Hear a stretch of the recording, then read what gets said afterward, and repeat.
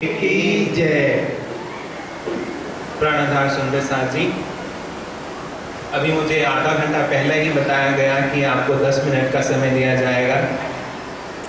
तो मैं वाणी की कोई प्रकरण ना लेकर के थोड़ा एक ऐसे विषय पर बोलना चाहूंगा जो आज के संदर्भ में हम सबके लिए विचारणीय है। किरंतर में एक चौपाई आती है कि चलो जाए रे जुग सुध बिना, सुध बिना, सुध बिना, सुध बिना, चलो जाए रे जुग सुध बिना। ये चौपाई कही तो जीव सृष्टि के लिए गई है, संसार के लोगों के लिए, कि आज हमारी क्या स्थिति है कि मनुष्य एक सामान्य व्यक्ति सुबह उठता है, तैयार होकर काम पर जाता है, शाम को थका मांदा घर लौटता है और फिर खा करके सो जाता है। फिर अगले दिन फिर यही दिनचर्या, फिर यही दिनचर्या, और इसी दिनचर्या के अंदर उसकी पूरी आयु बीत जाती है, लेकिन उसको ये कभी सोचने का समय नहीं मिलता कि जिस काम के लिए तुझे मनुष्य जीवन मिला था वो काम तेरा पूरा हुआ कि नहीं। और मुझे लगता है कि ये चौपाई कहीं ना कहीं हम पर भी घट रही है। आज इतने बड़े बड़े भंडारे किए जा रहे हैं, प्रयोजन किए जा रहे हैं, हम सब आते हैं, यहाँ पर रहेंगे 7 दिन, खूब आनंद मंगल होगा, और फिर वापस जाकर के अपने घर में सब कुछ भूल जाएंगे और फिर इंतजार करेंगे अगले वार्षिक महोत्सव की। लेकिन इनके पीछे प्रयोजन क्या है? यहाँ पर इतने सुंदर साथ को बुलाया गया, यहाँ पर वाणी सुनाई जा रही है। ये वाणी तो आप न जाने कितने वर्षों से सुन रहे हैं। वही खिलवर की बातें आप जानते हैं, वही सागर आप जानते हैं, वही सिंगार की वाणी आप जानते हैं, लेकिन इसका प्रयोजन क्या है? कल्पना कीजिए, आज कलयुग की आयु कितनी है? 4,32,000, जिसमें से 5,000 वर्ष पूर्ण होने को आ गए हैं। इससे पहले द्वापर युग, उसकी आयु 2 गुनी, त्रेता की 3 गुनी और सतयुग की 4 गुनी। सतयुग के पहले दिन से वेदों की ऋचाएं जिस सत्य की तरफ इशारा कर रही थी, उपनिषदों के व्याख्यान जिसकी व्याख्या करने की कोशिश कर रहे थे, love God is love and love is God, Bible का ये जो संदेश है ये किस परमात्मा को दर्शाना चाह रहा था? कुरान की आयतें किसकी ओर इशारा कर रही थी? दर्शन शास्त्र किसको तर्क से सिद्ध करना चाह रहे थे? वो ज्ञान आया किसके ताले में? हमारे पास आया। हके इलम ऐसा दिया जो 14 तबक में नाही, और नाही नूर मकान में, सो इत मिलिया सुपन मानी। कल्पना कीजिए, जिस प्रेम को पाने के लिए दुनिया तड़प रही थी, जिस प्रेम के लिए मीरा विष का प्याला पीती है, जिस प्रेम के लिए सूरदास ने अपनी आंखें फोड़ ली, वाणी में भी आता है कि जिस प्रेम के लिए नरसैया नाच रहा है और उसका आधा हाथ जल गया, लेकिन सबके आगे 4 दरवाजे आड़े आ गए। लेकिन उस प्रेम को इस दुनिया में किसने जाहिर किया? ब्रह्म सृष्टि ने जाहिर किया। प्रेम नाम दुनिया में ए ब्रह्म सृष्टि लाई, ए प्रेम इनो जाहिर किया, ना तो प्रेम दुनिया में कित। कल्पना कीजिए, जिस आनंद को आज तक कोई व्याख्या ही नहीं कर पाया, जिस तरह से एक गूंगे से पूछिए कि गुड़ का स्वाद क्या है, उसी तरह से उपनिषद, वेद, गीता, भागवत सब उस आनंद को एक गूंगे की तरह व्यक्त कर रहे थे। लेकिन वो आनंद आज हमें इस दुनिया में मिला, उस आनंद को आज हमने जाहिर किया। लेकिन आज विचार ये सब किस लिए हुआ? ये हुआ हमारी निस्बत की वजह से। मैं ये नहीं कहूंगा कि हमारे सौभाग्य से हमें मिला, ये मिला हमें हमारी निस्बत की वजह से। लेकिन सौभाग्य तो क्या, आज दुर्भाग्य की बात है। कल्पना कीजिए, हमने इस ज्ञान को कितना फैलाया, हमने इस प्रेम के संदेश को कितना फैलाया, हमने इस आनंद को दुनिया वालों में कितना बांटा।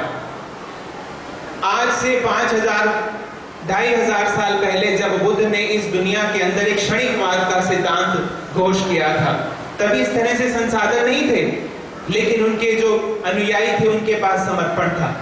एक क्षणिकवाद के सिद्धांत को उन्होंने भारत से लेकर के चीन, जकार्ता, इंडोनेशिया और अफगानिस्तान तक पहुंचा दिया। क्यों? संसाधन नहीं, उनके पास क्या था? समर्पण था।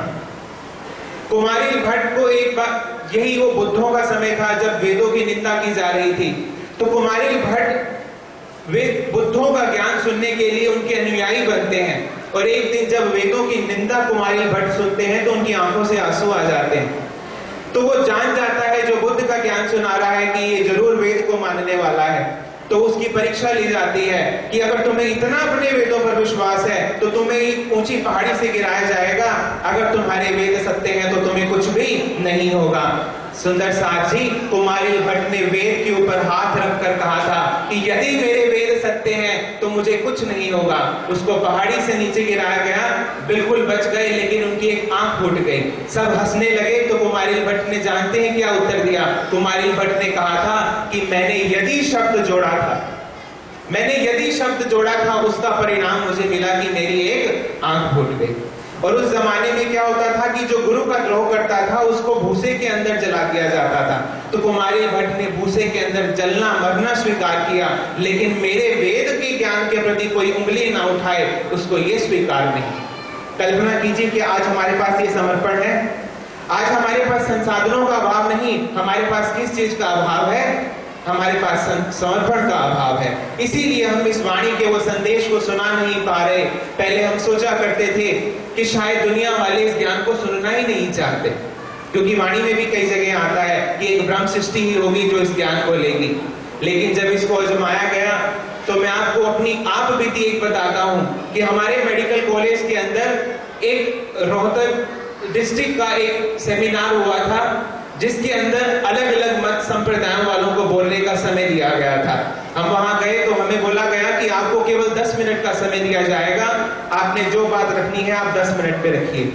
लेकिन जब इस ज्ञान को दुनिया वालों ने सुना तो पूरा 1.5 घंटा वो इसके ऊपर प्रश्न पूछते रहे, और 1.5 घंटे के बाद स्टेडियम में इतनी तालियां बजी कि जिसको देख करके हम हैरान रह गए कि लोगों के अंदर ज्ञान की इतनी पिपासा, लेकिन हम इस ज्ञान को फैला नहीं रहे। जिस तेजी से ये ब्रह्म ज्ञान दुनिया में फैलना चाहिए था, शायद उससे 10% भी तेजी से ये दुनिया के अंदर ज्ञान नहीं फैल रहा। इसके पीछे केवल एक ही कारण है, और वो क्या है? हमारा समर्पण का अधिकार, समर्पण का अभाव। हमने क्या मान लिया? हमने प्राणनाथ को केवल अपना मान लिया। वही सुंदर साथ बार बार आता है, वही चर्चा सुनता है, वही भजन कीर्तन, और फिर सब वापस अपने घर चले जाते हैं। सुंदर साथ जी, जो सत्य है वो किसी एक का नहीं, ये जो सत्य है ये पूरे ब्रह्मांड का है।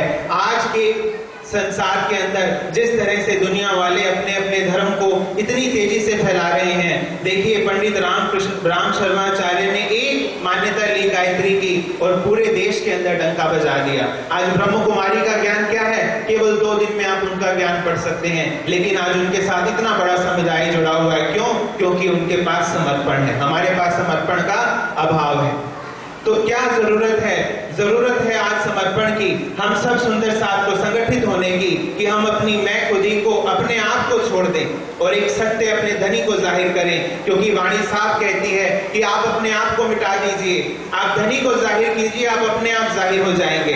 आप धनी के हुक्म को फैलाइए, अपना आपका हुक्म अपने आप चलेगा।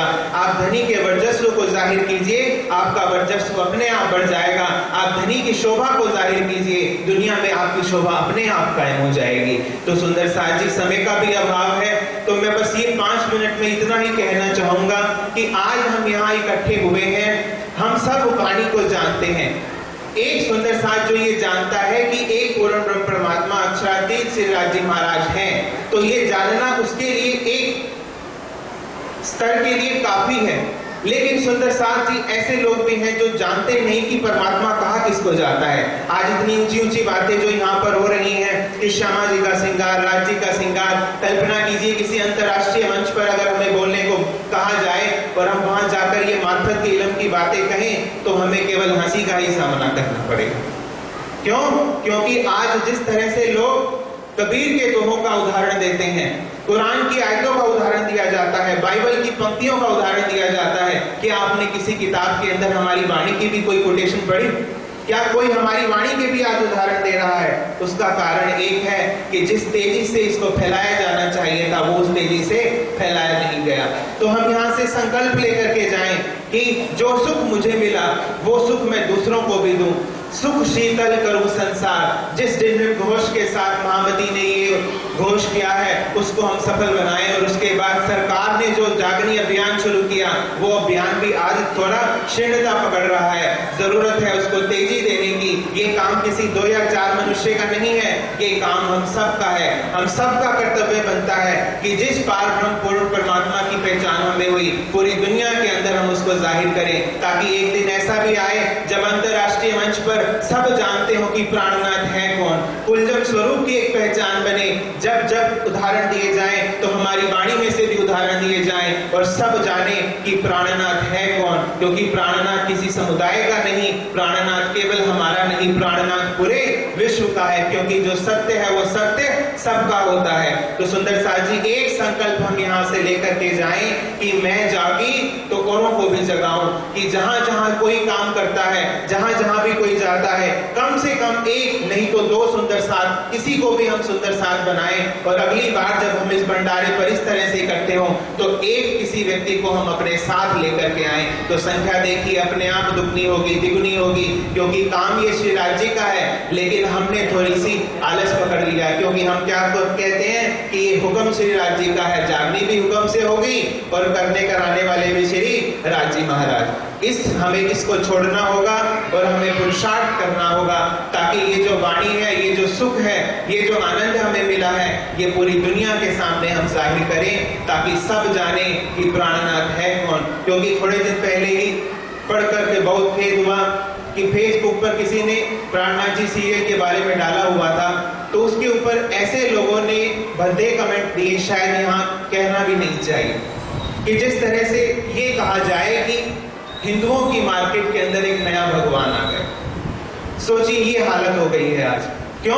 क्योंकि कोई जानता नहीं। जानता क्यों नहीं? क्योंकि जिसके पास जो ज्ञान होता है, उस ज्ञान की सुरक्षा करने की जिम्मेदारी किसकी होती है?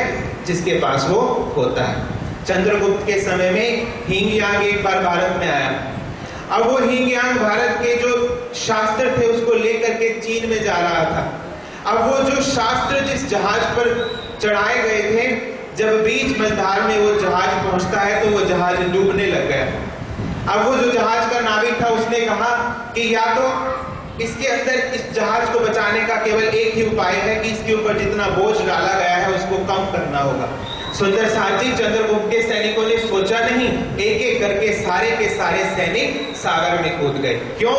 हमारा ज्ञान बचा रहे, चाहे हमारे प्राण चले जाएं। ये है उनका समर्पण, ये है उनकी भावना। लेकिन उनके पास ज्ञान क्या है? केवल दुनिया का ज्ञान। सोचिए हमें कितना ऊंचा ज्ञान मिला, लेकिन हमने इस ज्ञान को कितना फैलाया। तो एक ही बस मेरी ये कामना है कि हम सब यहाँ से संकल्प लेकर के जाएं कि ये जो ऊंचा ज्ञान हमें मिला, इस ज्ञान को मैं दूसरों को भी दूं, दूसरों को भी सुनाऊं।